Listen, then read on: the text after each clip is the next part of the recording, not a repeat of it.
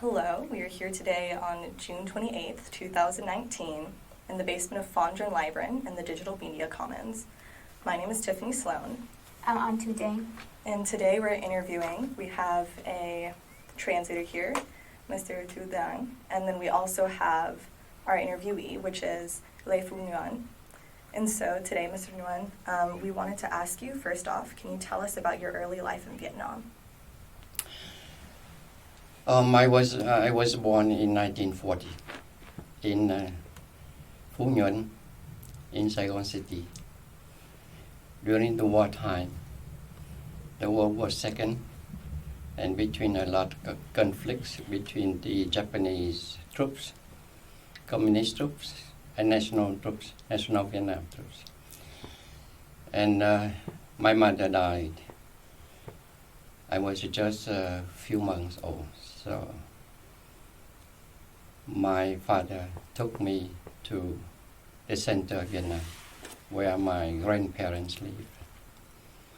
And from there, because of the war between French colonial and the united force of the national Vietnam, of the Vietnam groups, in order to fight against the French colonial troops. And because of the attack of the French colonial troops, my father and I had to move from place to place. That's why in my early life, I learned from someone who knows more than me. It means they may be older than me, and they know more, some mathematics and writing. That's it. That's why most of my early life I learned mathematics and how to read and write in Vietnamese. Maybe that is my destiny. That's why later I became a journalist. And when I went back to college in America, I was real good in mathematics, even now. And that's my early life. And that's why during the war, so most of us did not have a birth certificate. And when we come back to the city under the King Bao regime, before I was living in the first 10 years, I was living in the area in the zone controlled by anti-colonial French. We call it Vietnamese. And maybe until 1951, my father discovered that the communists was they camouflage under the cover of national Vietnam, but they are not. They are actually communists.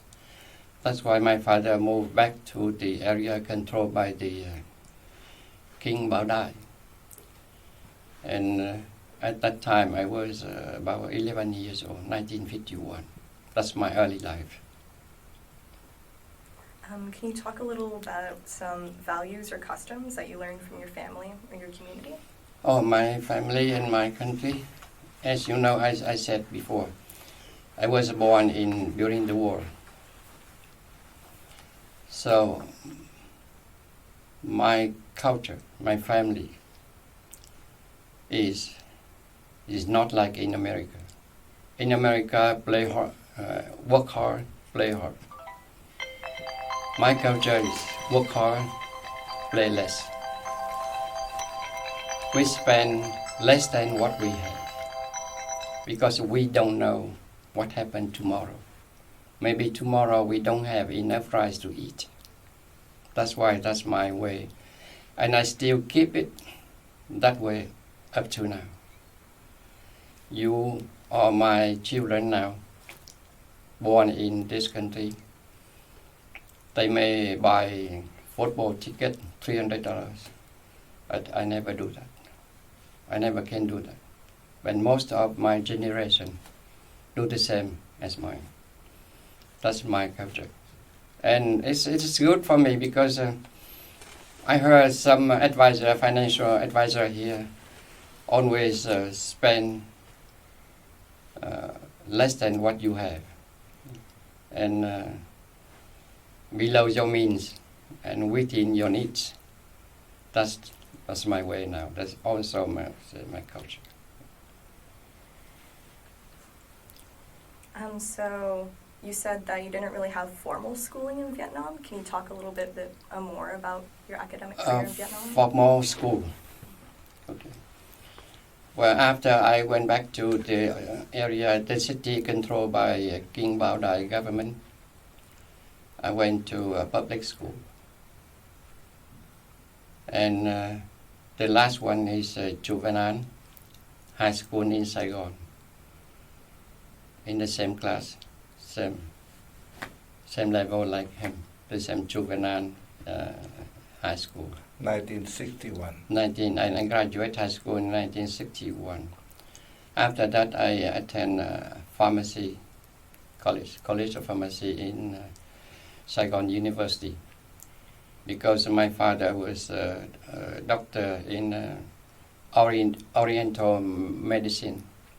He wants me to be a pharmacist in order to help him to handle his business. After 2 years, I found that it's not for me. I don't like the formula, remember just all kind of formula. I drop out and I moved back to Dalat where my father lived. I attended the Dalat University in the political science and management for 2 years. Actually, I want to complete 4 years, but after 2 years, the Vietnam Press Agency, means the national press agency that we talk later on, they make announcement that they want to have some offer a training course for reporter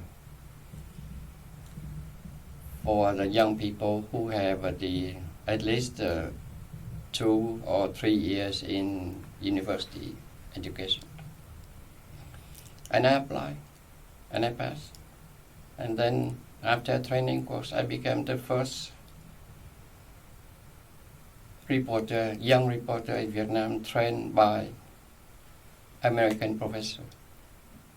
That's a formal education that I have in Vietnam. That's why I work in this field, in writing field. And so you said previously you're kind of going to school to be a pharmacist. Yes. Whenever you were a child, what was your dream job? What career did you want to pursue? At that time, I really didn't know anything. Just running from place to place because of the war, almost every day. You know, my school when I was about 5, 6 years old, that's in the mountain. We avoid the bombing from the French colonial. I have no idea about the future. We don't know even the next day or the next month. So I have no idea about my far future. No dream. At that time, a dream is survive every day. That's it. And then you said that the National Press Agency kind of came in to recruit. So what was that process like? What? The National Press Agency kind of came in to recruit new students. Yeah. So what was that process like? Oh. No, at the press in Vietnam, before 1965, all of them were own people. They did not have any kind of training in journalism. They just write whatever they know. That's it. There's no special technique for journalism like in America. But this is the first group of young people They have 2, 3, or 4 years in college, so they can adapt the new way of journalism. How to write news, how to write feature, how to write editorial. That's the new generation. That's why I was in the group. They recruit about at least 300 people apply for, and we have to pass the exam for them.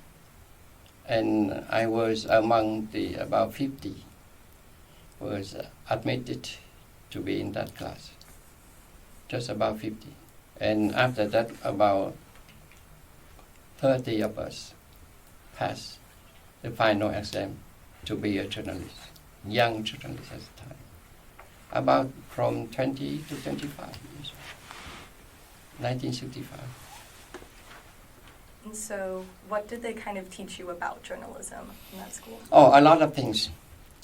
General knowledge about the economy, about the political, about the political system in America, about the United Nations, and a lot of things. And general knowledge required for a journalist. And then technically we have to how to write the news,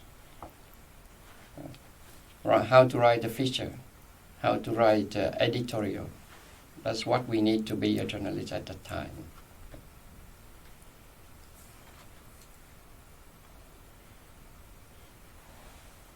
Whenever you started working with the National Press Agency, what were you doing?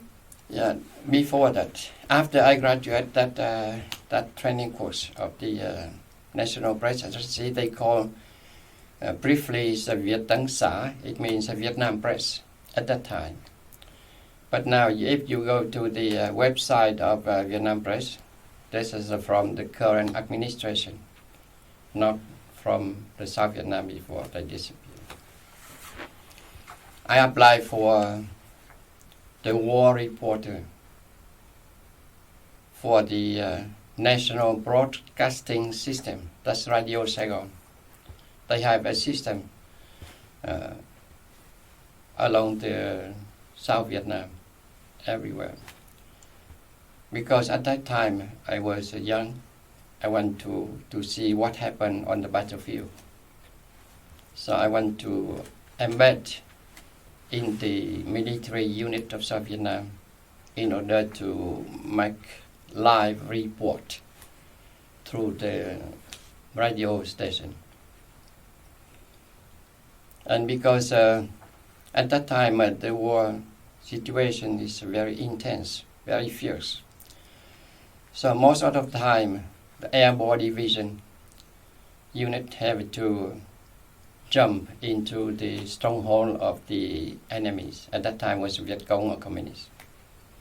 And in order to embed the unit of the airborne division to do like that, I have to pass a training course to be a parachute. That's right here. I have to jump from the airplane to the stronghold. And after a few years, I became the chief of reporter. Then, a few years later, I became director of the radio station Quảng Ngãi in Center, Vietnam. And finally, they transferred me to be editor-in-chief for National Press Agency, briefly called as Viet Tân xã or Vietnam Thông tấn xã.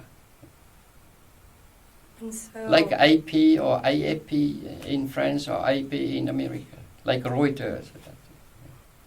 And so, who was your audience? Who did you want to hear this? Oh, news?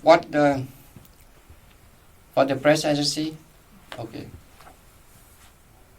The National Press Agency, as it's called, is the voice, the official voice of the government of South Vietnam, of the Republic of Vietnam.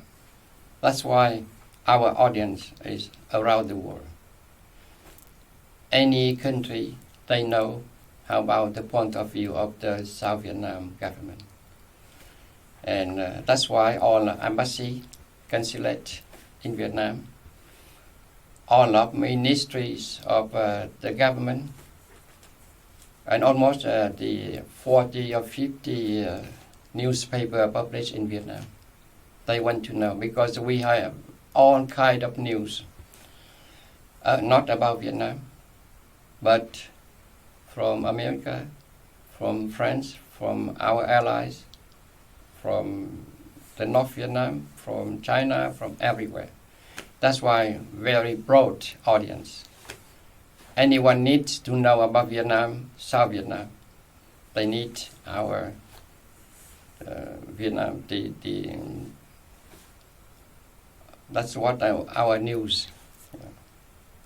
And how did you distribute this news? Oh, we can send to them. At that time, we did not have the computer like now. No website. We have to print it.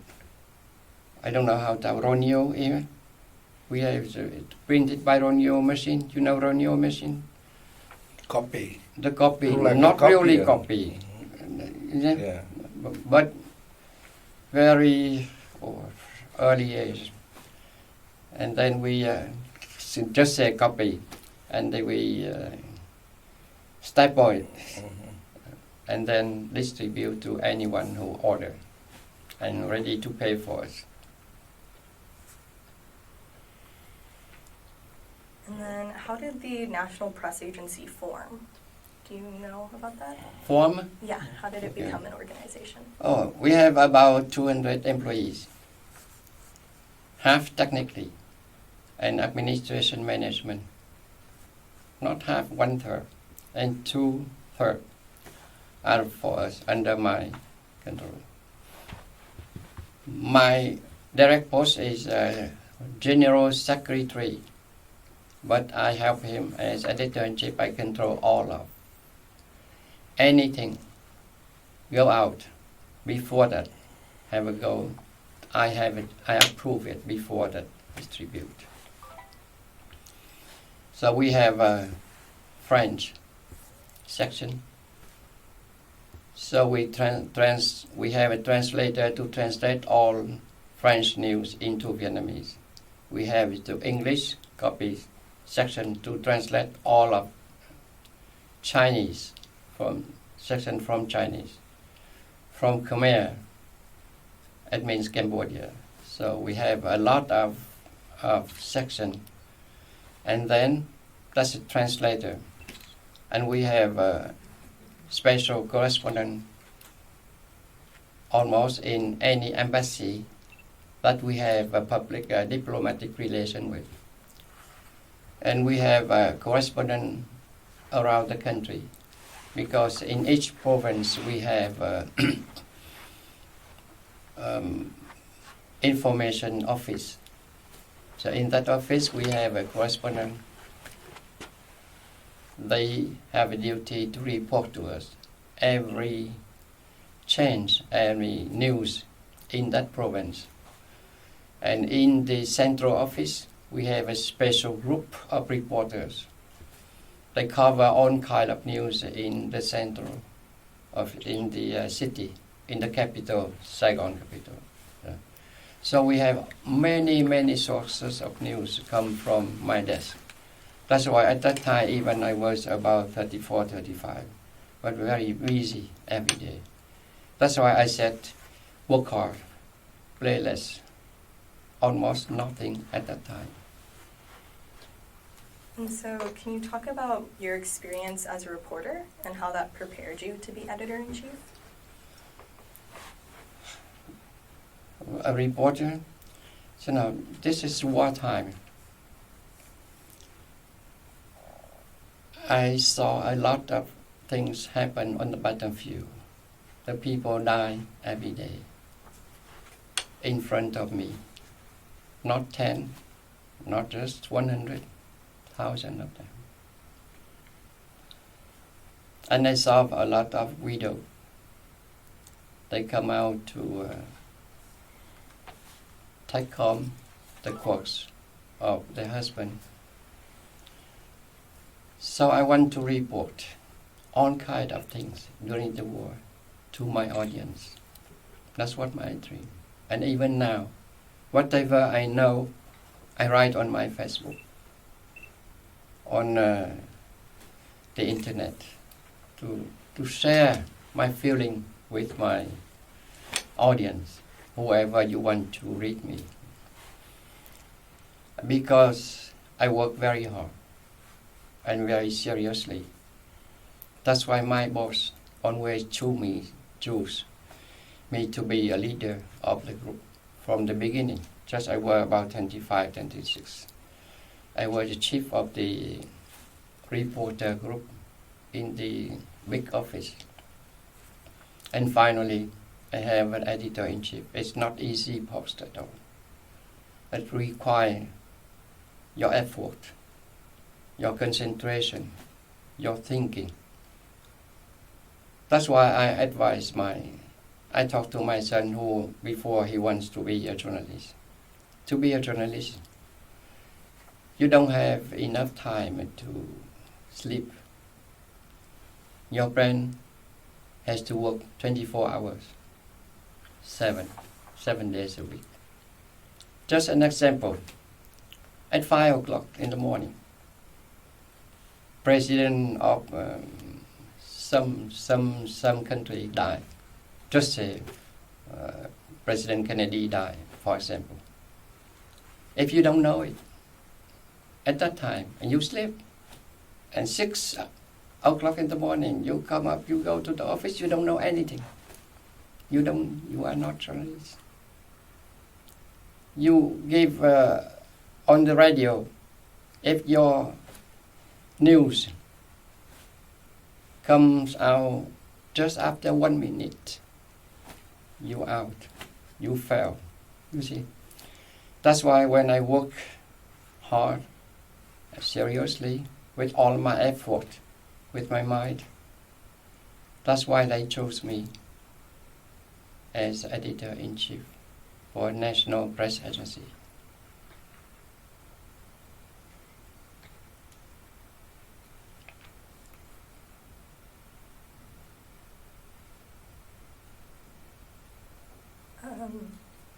Can you talk about some of the challenges you faced as editor-in-chief of the National Press Agency? Oh yes, a lot of challenges.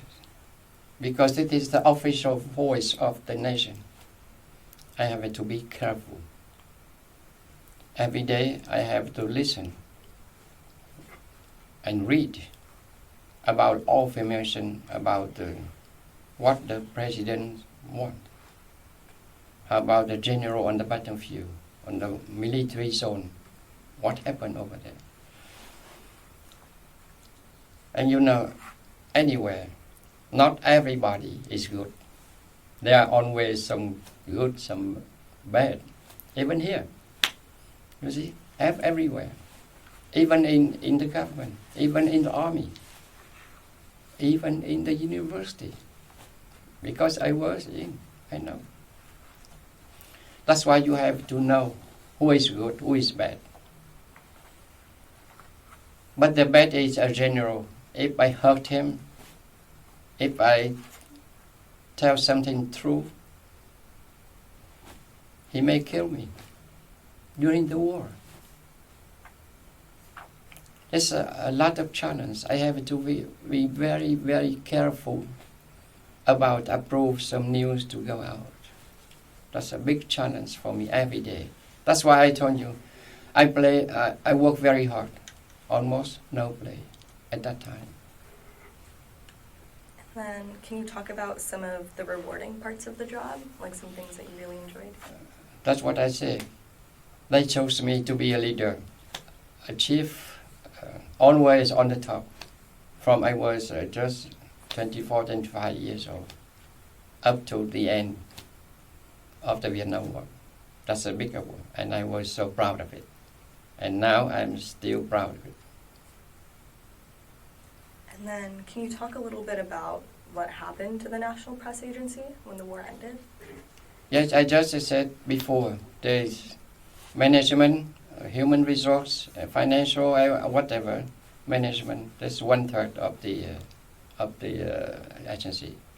Two-thirds is under my supervision. It means for the news, feature, editorial, typing, receive information from around the world, receive information from the offices around the country, and the reporter from the reporters. That's whatever we have all kind of news to represent the voice, the point of view of South Vietnamese government. That's what the role of the National Press Agency. And then, can you talk about how that changed after the war? After the war, Mm-hmm. no, it did not change anything. Just the same, but we try harder. We may talk about it later about the Vietnam War, about the Paris Agreement ending the war in Vietnam and restore peace in Vietnam. After the war, you mean different from me. To me, the war never ended. But to American people, to the war ends in 1973. When the peace agreement, peace accord, Paris Accord, signed in 1973. So the American troops can withdraw. But to us, we have to stay and to fight against aggression from the north. So my work is harder and harder. No change.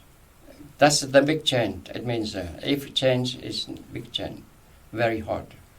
Try to keep the spirit of fighting for our fellow fighters and for our people. That's very hard for us. And maybe we will discuss later for the Paris Agreement.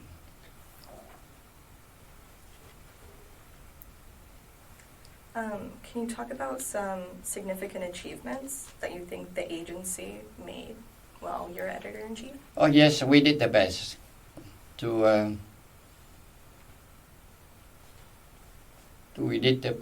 represent the voice of the government of South Vietnam. I think we achieved that goal. That's very good. And now I'm still proud of it. Very proud of it.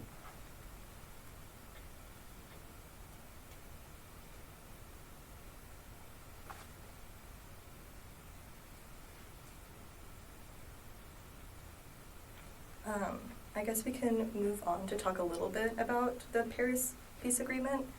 And can you talk about how that kind of changed the atmosphere of Vietnam and kind of like the fighting spirit, I guess you would say? You mean the fighting spirit?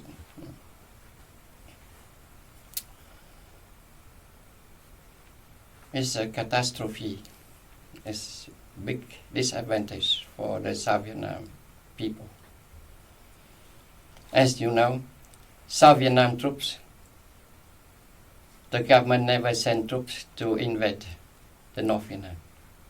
Only North Vietnam sent troops to South Vietnam. What we fight on the battlefield is just to defend ourselves. Defend our freedom and democracy for all our people. Not just for Vietnamese in South Vietnam, but in the future maybe to the North Vietnam. And at that time, you know, the U.S.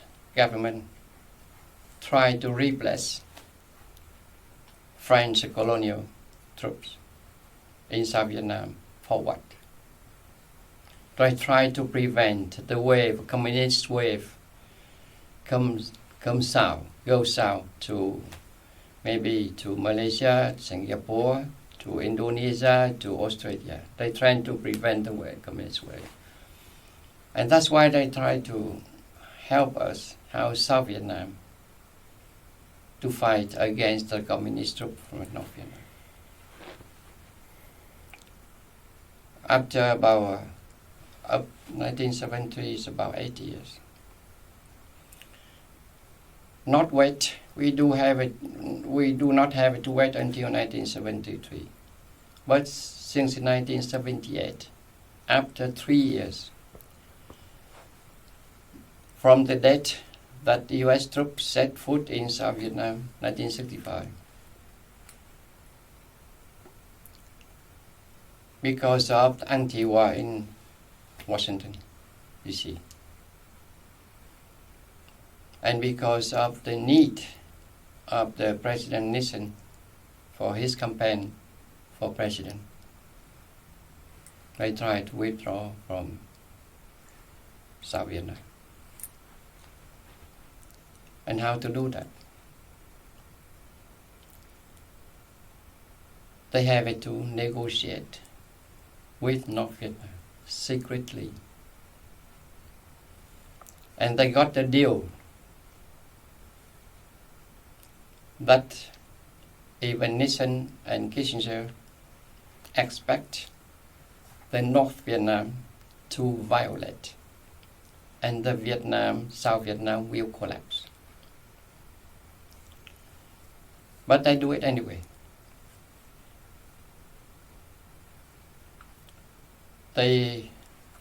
How about anything about the Peace Accord, Paris Peace Accord 1973? You can find it at any website, Wikipedia or any website about Paris Accord 1973. They call for what? Withdraw all of US and Allied troops out of South Vietnam within 60 days. It means no more help from outside for South Vietnam. And a ceasefire in South Vietnam, followed by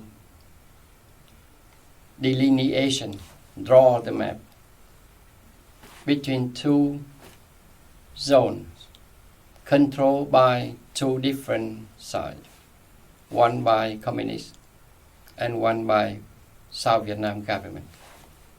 It means that they allow the United States administration at the time, allow the communist troops from the north stay inside Vietnam. That's one of the disadvantages for South Vietnam. Can you believe that? They also call for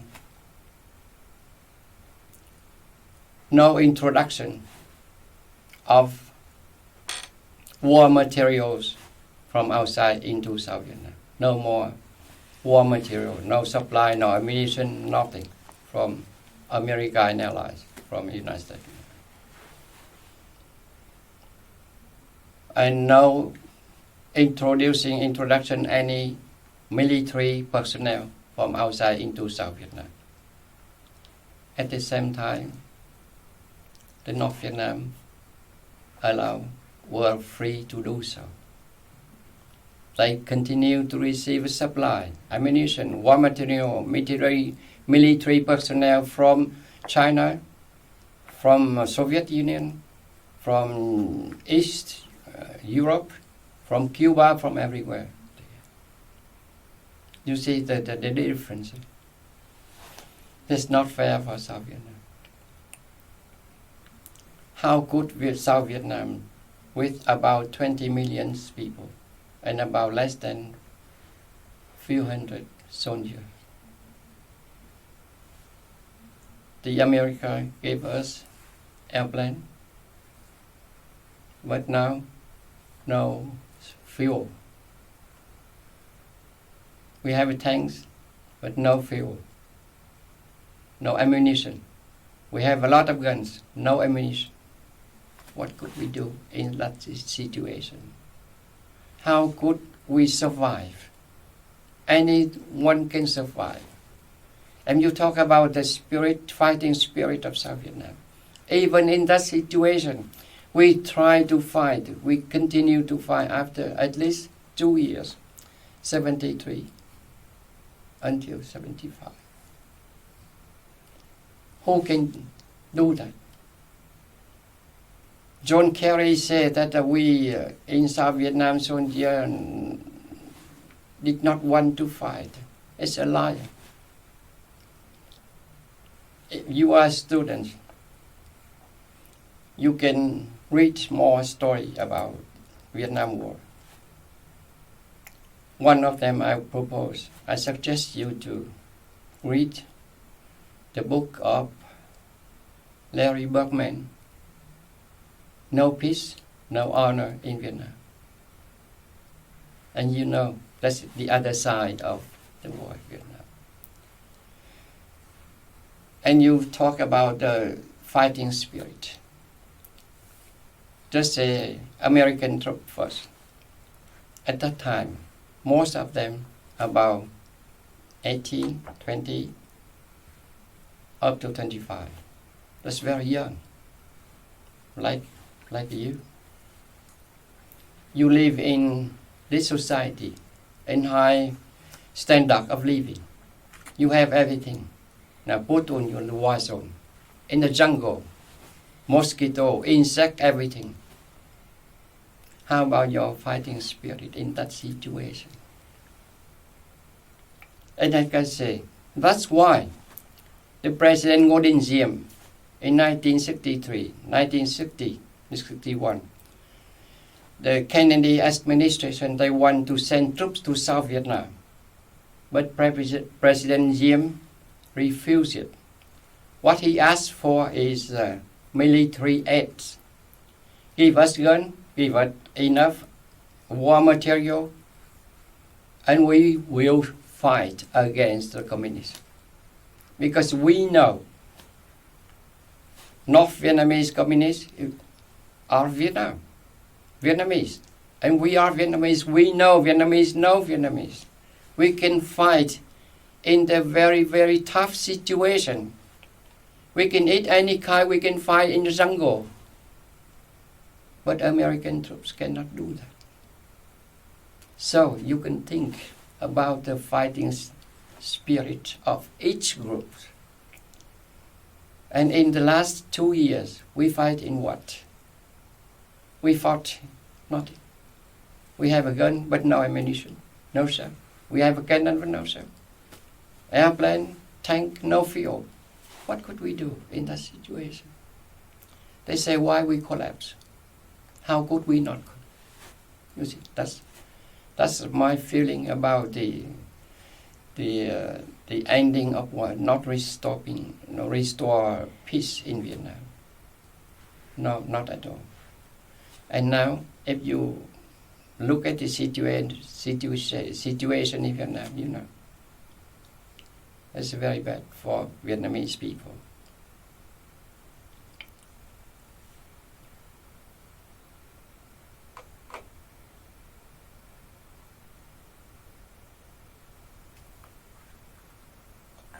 Can you talk about your life kind of after 1973 and then up until whenever you came to America?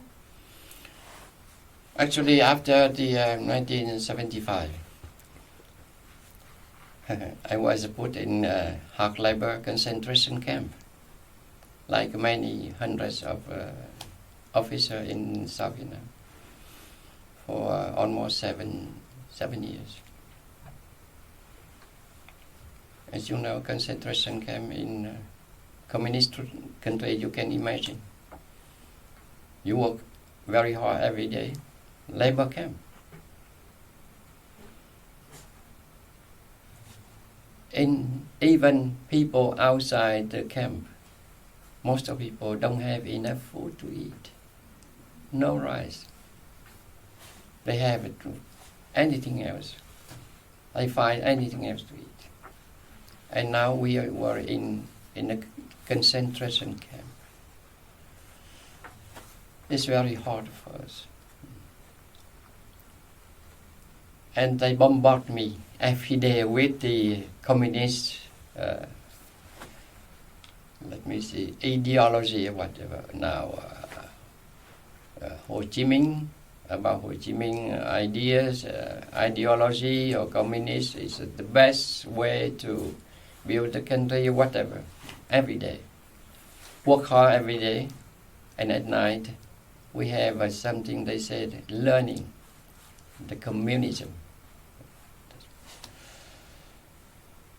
But after 7 years, I was released with 3 years kind of house arrest. Stay at home, but we have to report to police every week. But at that time, there were 1983. You hear about boat people.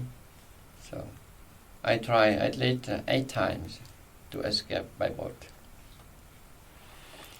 I did not have any money at that time, nothing. But because the people who organized the boat in order to escape, they know me. So they told me that I can pay if I reach America, can settle in America. So I pay back to them. About at the time about $2,500. Yes, $2,500, and I paid the 8th time. The last time was at the 8th one, 1993. I went back to college for 2 years. At that time, I want to become an engineer in computer science. But after 2 years, my teacher in English, the same age with me, but he was my teacher. He told me, "Oh, Nhuan, you are too old for engineer. Nobody hire you. They hire people about 25 years old, not 44. At the time, I'm 45 years old. 44. Now, I have some information about they want a social worker, Asian, Vietnamese social worker. Worker for Welfare Department of Pennsylvania. You can apply it. Fill it, sign it. I apply for you. Okay, you can do that. And I passed the civil exam. And after 2 years, about 1986, I became a social worker for the Welfare Department of Pennsylvania in Philadelphia. And I retired 2003. And because it was very cold in Philadelphia in North, I moved to Houston. It's warmer, looked like a Saigon in Vietnam. Am I right? Yeah, absolutely. That's why I like the weather here. That's why. Oh, I feel good about it.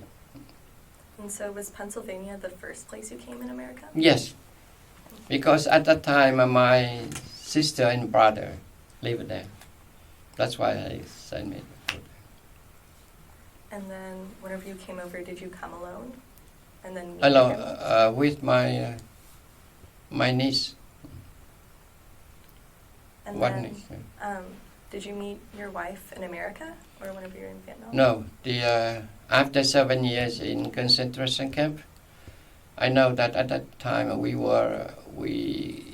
had 4 children, small children, and my wife had to find a way to raise her children, our children.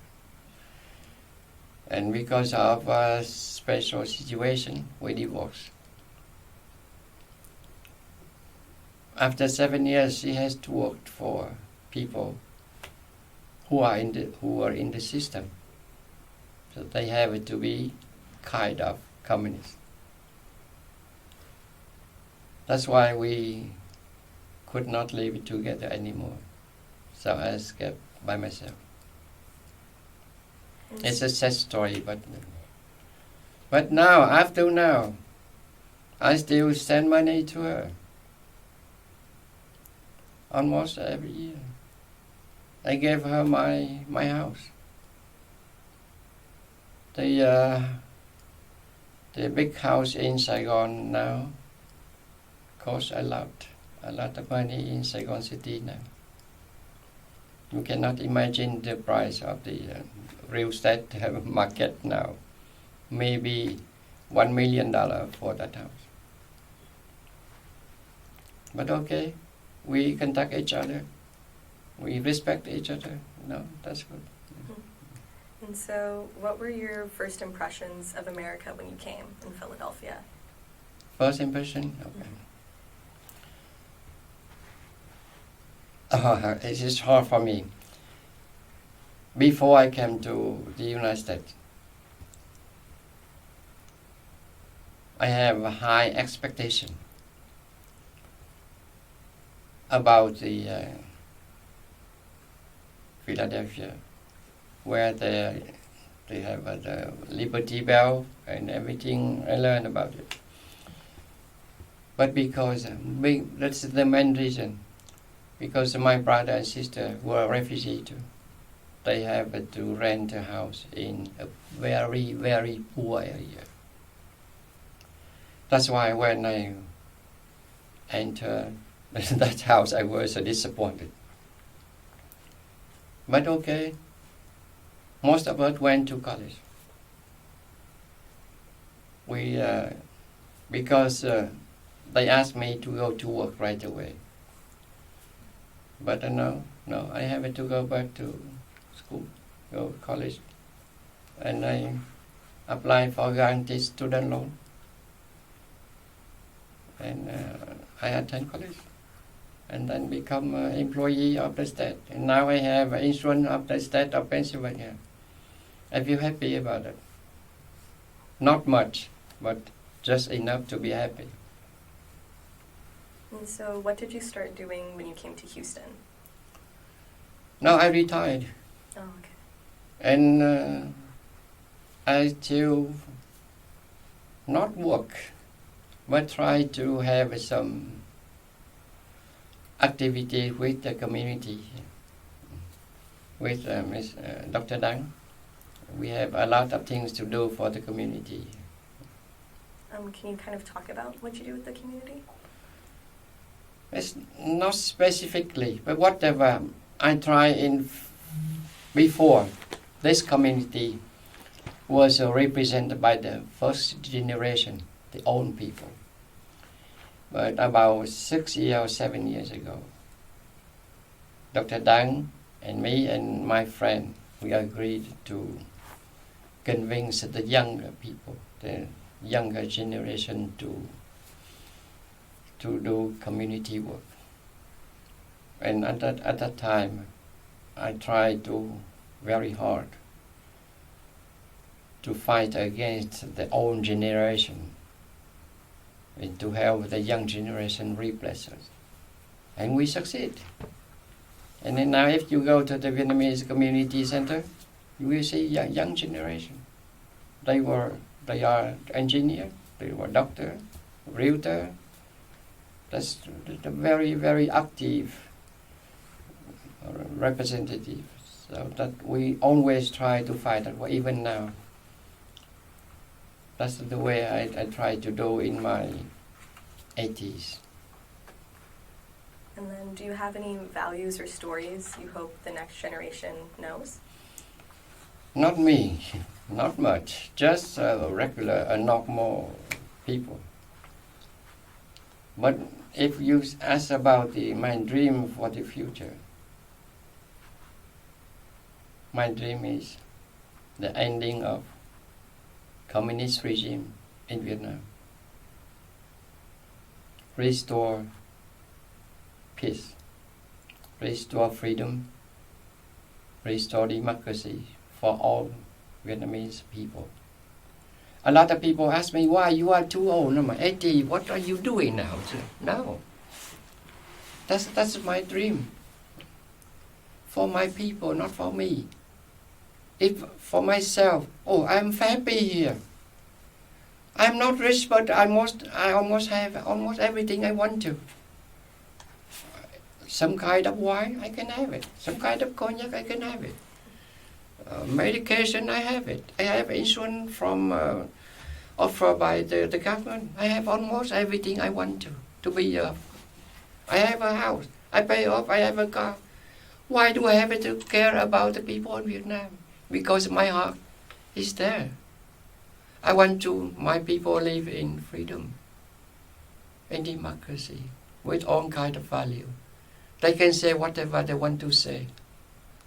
They want to express their idea about Vietnam. That's what I dream. Before I die, if I can see the communists, I mean, I don't mean about the people, but the communism, the ideology, the administration collapse, and give the Vietnamese people some kind of freedom to live. That's what I dream the most until the end of my last breath. Okay. Mm-hmm. And so, did you kind of miss the pace of life under whenever you were working with the National Press Agency, whenever you eventually came to America and started a new job? No, because that's at the end of the government of South Vietnam. We have no choice. In concentration camp, we work with labor camp, like a labor camp. But that's why I feel so thankful to American people.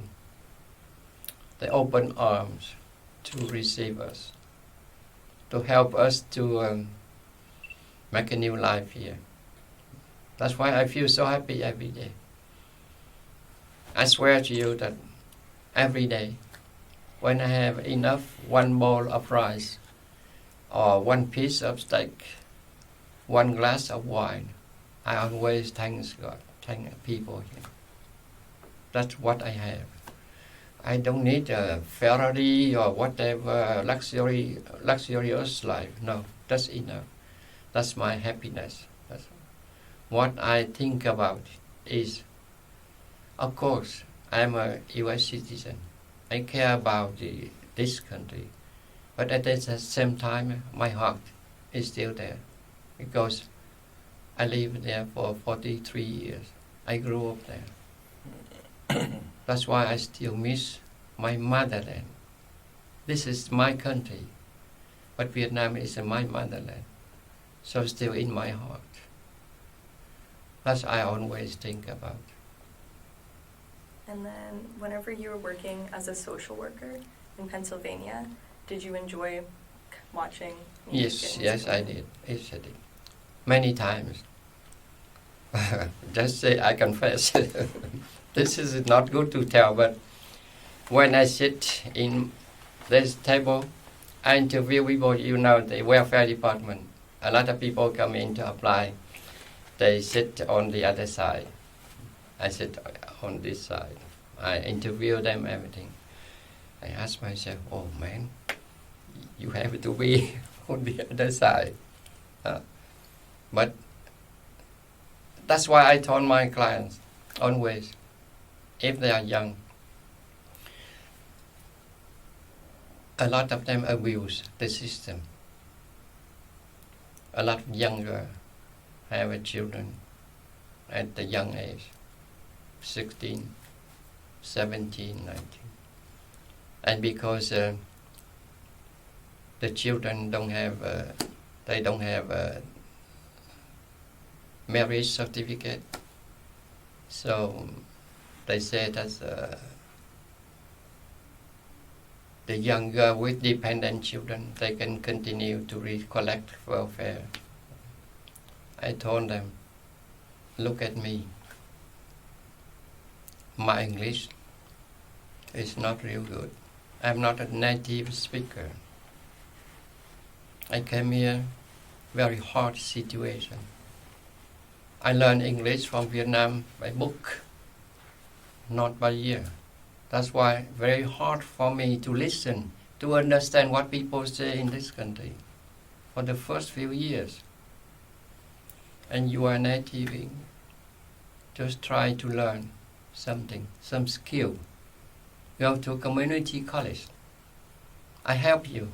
I provide rent for you. Money, food stamp, medical, cash assistance, and even child care. Go to college. At least 1 year. You have just one certificate, so you can find a job. That's what I always tell them. Some of them agree, but some of them disagree. They say, you come back to where you come from. That's what they said to me. I was not angry, but I say, you too, your family too. Your family come where? From where? From Europe? From Russia? From Africa? From Australia? People around the world come here to be American. Me too. So don't say it that way. Try to learn something for you. Go home and think about it. That's the way my experience to be a case worker, a social worker for the welfare department.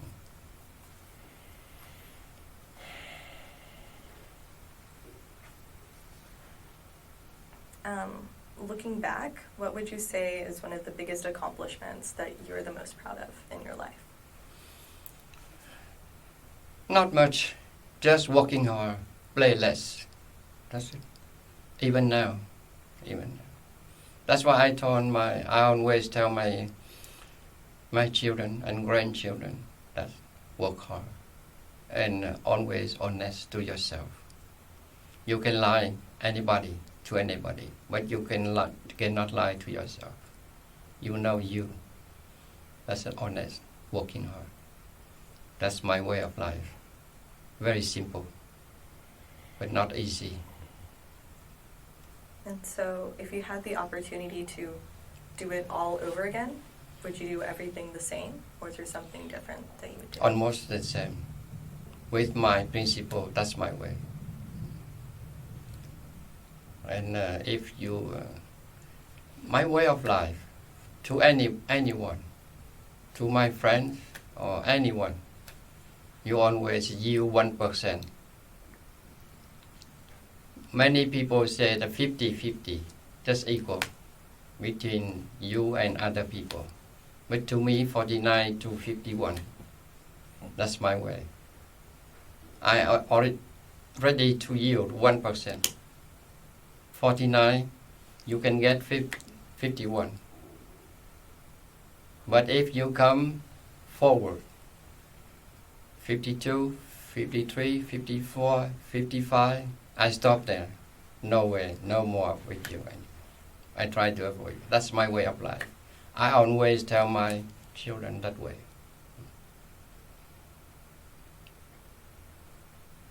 And so, can you kind of talk about what stories or what legacy you want to leave to your children if they were to watch this like generations from now? A legacy is very important for me. Now I am a normal people, very normal. The legacy is what if you can say some kind of legacy, that's what I just told you before. Just working hard, stand up, stand on your own feet. Don't depend on anybody. Don't abuse anybody. And be honest to yourself. That's what I think is good for any person, for any of my children. If there's a moment in your life that you would go back to relive, what would that moment be? It's a very hard life. During the war, I don't think of any good time in my life in Vietnam. Since I was born, my mother died when I was about a few months old. even now, I still wish to have some kind of caress from my mother, from my father, from my relative. During the war, it's very hard for me. But the peaceful life is here in this country. That's why I told you I feel so thankful to people in this country to help me to make a new life here. And I wish anyone to come here, from other country to come here, feel the same way, to be thankful to these people. Don't abuse the system. If you can stand on your own feet, you can work. Don't abuse the system.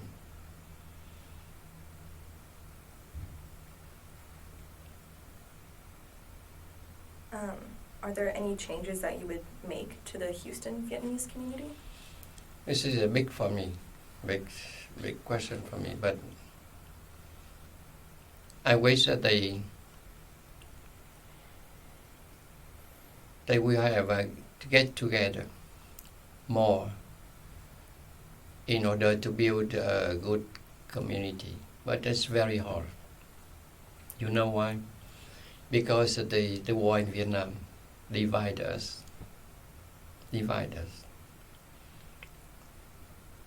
Even in every family.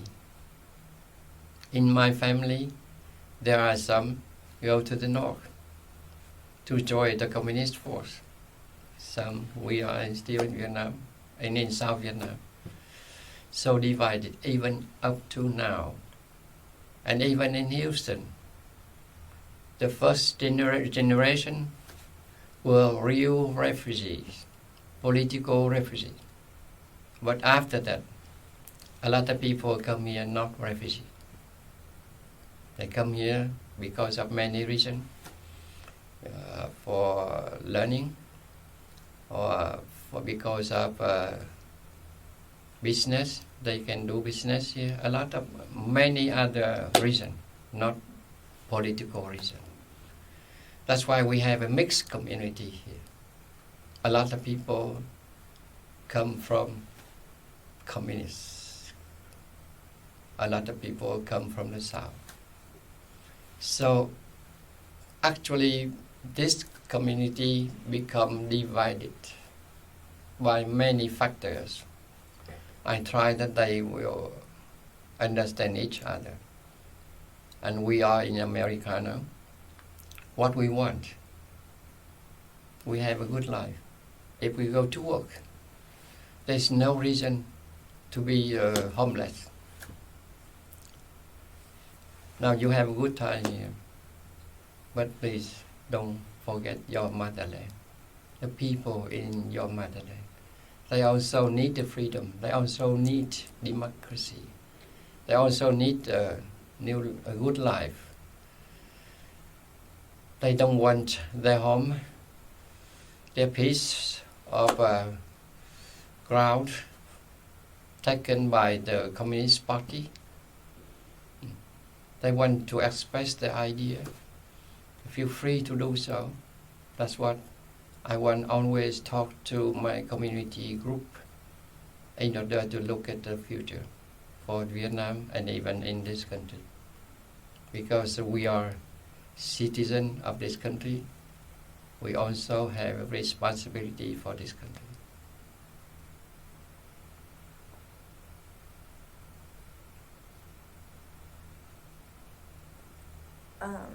Do you think that there was a moment where you remember you felt for the first time that you were American? And can you tell me about that?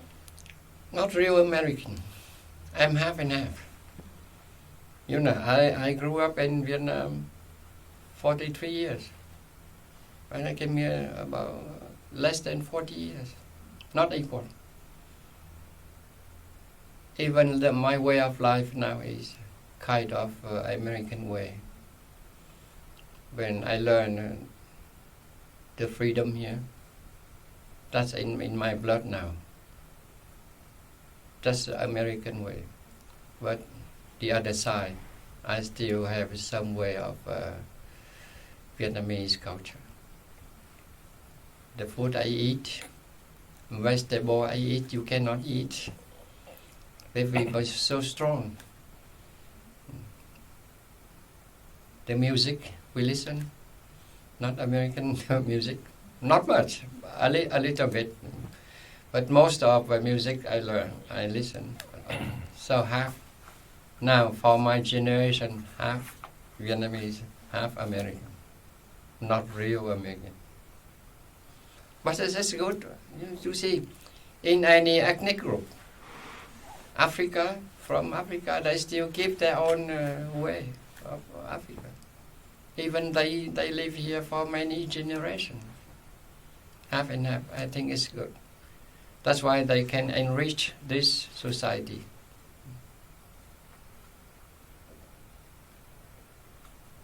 Do you have any advice for aspiring journalists?